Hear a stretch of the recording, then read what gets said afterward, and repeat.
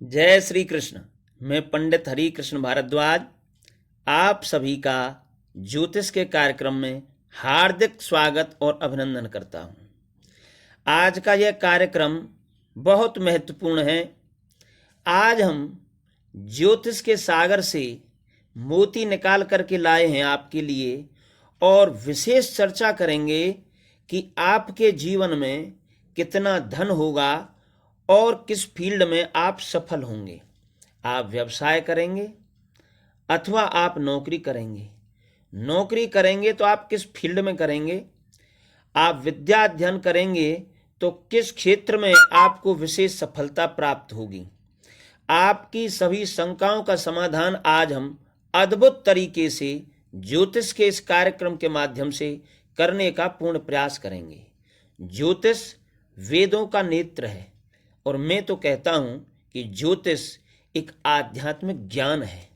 ऋषियों ने आध्यात्मिक ज्ञान के माध्यम से हम अपने जीवन को किस मार्ग पर ले जाएं, हमारे आने वाला समय कैसा होगा, हमें धन कहां से अर्जित होगा, किस कार्य को हम करें जिससे हमें शीघ्र सफलता मिले, हमारी प्राकृतिक रुचियां क्या हैं, हमारे स्ट्रॉन्ग पक्ष कौन से हैं, हमें ईश्वर ने कौन सी ऐसी कला दी है जिसमें हम जाकर के जीवन में अपूर्व धन दौलत संपत्ति और ख्याति प्राप्त करें।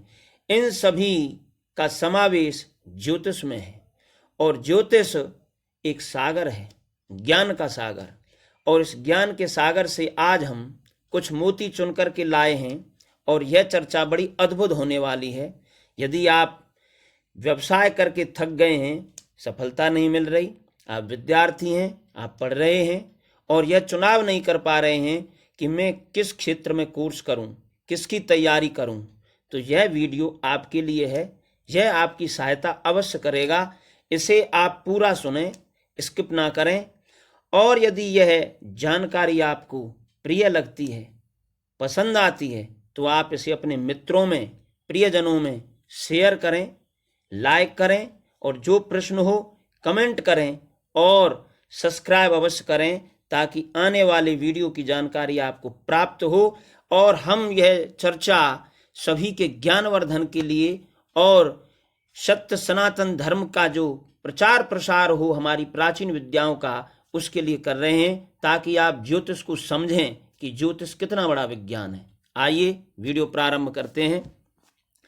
हम चर्चा करते हैं आज कि आपका कैरियर किस क्षेत्र में हो और आपके जीवन में कितना धन होगा। तो कुंडली में आजीविका को देखने के लिए, धन को देखने के लिए लग्न पत्रिका में केवल एक भाव से उसका आकलन नहीं किया जा सकता, न निश्चय पर पहुंचा जा सकता है। सबसे पहला जो भाव होता है जहां एक लिखा है उसे लग्न कहते हैं। लग्न आप स्वयं हैं, आपका व्यक्तित्व है, आपकी रुचियां हैं, आपकी प्रकृति है, आपकी कद काठी है और आप किस प्रकार के विचार वाले हैं, यह बताता है। दूसरा भाव सेकंड हाउस, जिस पर आज हमारी विस्तृत चर्चा है, जहां 2 लिखा है, आपकी कुंडली में वहां कुछ भी लिखा हो उसे सेकंड हाउस कहते हैं। यह धन का भाव है। धन आपके जीवन में कितना होगा, किस तरीके से होगा, पैतृक संपत्ति कितनी होगी, आपकी वाणी कैसी होगी, आपका परिवार कितना सहयोग करेगा, ये सब चर्चाएं हम दूसरे भाव से देखते हैं। तो सफलता के लिए, कैरियर के लिए दूसरा भाव बड़ा महत्वपूर्ण है। दूसरे भाव के साथ साथ पंचम भाव जो विद्या का भाव है, प्रबंधन का भाव है, बड़ा महत्वपूर्ण है। तीसरा जो महत्वपूर्ण भाव कैरियर के लिए है वह नवम भाव, भाग्य भाव, जहां 9 लिखा हुआ है। भाग्य यदि साथ देता है तो मनुष्य शीघ्र सफल हो जाता है। और 10th भाव 10th हाउस वह कैरियर का भाव है, आजीविका का भाव है। और 11th हाउस जो आपके इनकम सोर्सेज हैं, आय के साधन कितने होंगे, जो आप कार्य कर रहे हैं उससे आपको बेनिफिट होगा या नहीं होगा। कार्य तो व्यक्ति करता है, कंपनी खोलता है, दुकान करता है, शेयर मार्केट में जाता है, लेकिन उसको लाभ होगा अथवा नहीं, यह हम 11th हाउस से देखते हैं। तो कैरियर के लिए द्वितीय भाव, पंचम भाव, नवम भाव, दसम भाव और 11th हाउस, इन पांचों का विशेष महत्व है। लेकिन सबसे ज्यादा महत्वपूर्ण चर्चा आज द्वितीय भाव पर है, क्योंकि दूसरा भाव ऋषियों ने लग्न के तुरंत बाद धन का भाव रखा है, क्योंकि यह प्रथम सोपान है आपके सफलता के लिए, आपकी सक्सेस के लिए। इसीलिए ऋषियों ने लग्न के तुरंत बाद धन भाव रखा है। तो धन भाव की आज हम बड़ी आध्यात्मिक और ज्योतिषीय सम्मिश्रण चर्चा करेंगे कि कैसे आपके जीवन में इसका महत्वपूर्ण योगदान रहता है। तो दूसरा भाव धन का भाव है। धन की स्थिति के लिए दूसरा भाव महत्वपूर्ण है। यह आपके जीवन में कितना धन रहेगा, आपने पूर्व जन्म में कितने पुण्य अर्जित किए हैं, उनके फलस्वरूप आपका बैंक बैलेंस रहेगा। यह बताता है कि आपके जीवन में कितना धन होगा, आपने पूर्व जन्म में कैसे पुण्य कर्म किए हैं। सेकंड बात यह है कि आपके कुटुंब का भी भाव यही है, और कुटुंब का भाव ऋषियों ने इसलिए रखा है कि कुटुंब का बड़ा सहयोग होता है सफलता में। यदि आपका संबंध अपने परिवार से अच्छा है तो आपको सफलता जब मिलती है तो परिवार का सहयोग प्राप्त होता है। यदि आपका कुटुंब कैसा है, दूसरा भाव बताता है कि आपका कुटुंब कैसा है। वह यदि संस्कारी है, बड़ा है, प्रसिद्ध है, तो उसका लाभ अवश्य व्यक्ति को प्राप्त होने की संभावना बढ़ जाती है। उसकी संभावना सफलता की अधिक होती है। यदि उसका परिवार कोई प्रसिद्ध है और वह कोई कार्य करता है तो उसकी बैकग्राउंड जरूर काम आती है। आपका जो पैतृक व्यवसाय है, वह पैतृक व्यवसाय आपको जमा जमाया मिल जाता है, क्योंकि द्वितीय भाव पैतृक व्यवसाय का है। इसलिए दूसरा भाव बड़ा श्रेष्ठ भाव है। इसमें यदि शुभ ग्रह हो, शुभ ग्रहों की दृष्टि हो, धनेश इन्हीं भावों में पंचम, नवम, दसम, एकादश में हो, इन्हीं भाव के स्वामियों के साथ युति हो, तो जातक का परिवार श्रेष्ठ होता है, संस्कारी होता है, उसको सहयोग मिलता है। और जब व्यक्ति कोई कार्य करता है, व्यवसाय करता है, और उसके व्यवसाय में यदि सफलता नहीं मिलती, तो यदि उसका परिवार का सपोर्ट होता है तो व्यक्ति स्ट्रेस में नहीं जाता, तनाव में नहीं जाता, डिप्रेशन में नहीं जाता। इसलिए दूसरा भाव देखना बहुत जरूरी है, क्योंकि व्यक्ति के यदि द्वितीय भाव में मंगल हो, शनि हो, राहु हो, यदि पापी ग्रह होते हैं तो जातक की परिवार के साथ अच्छी स्थिति नहीं रहती, वैचारिक मतभेद रहते हैं, जिसके कारण सफलता के लिए उसे विशेष संघर्ष करना पड़ता है। और जब व्यक्ति का दोहरा संघर्ष हो जाता है, पारिवारिक मतभेद हो और बाहर भी प्रतिस्पर्धा की चुनौती हो, तो सफलता में विलंब होता है, कठिनाई होती है। इसलिए द्वितीय भाव बड़ा महत्वपूर्ण है सफलता और कैरियर के लिए और धन के लिए, कि उसमें कैसे ग्रह बैठे हैं, उसका स्वामी सेकंड हाउस का लॉर्ड किन ग्रहों के साथ बैठा हुआ है, देखना बड़ा आवश्यक है। दूसरा, यही भाव वाणी का भी है। यही भाव धन का है, यही भाव आपके परिवार का है, यही भाव आपकी वाणी का है। और वाणी विशेष महत्व रखती है सफलता के लिए।